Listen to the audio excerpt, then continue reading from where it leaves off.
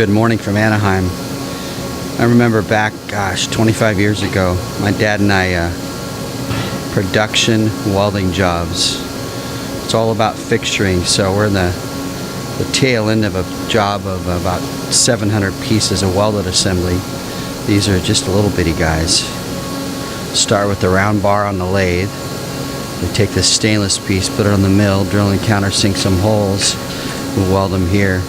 Goes on some fixtures. Sean's over here on the rotary table.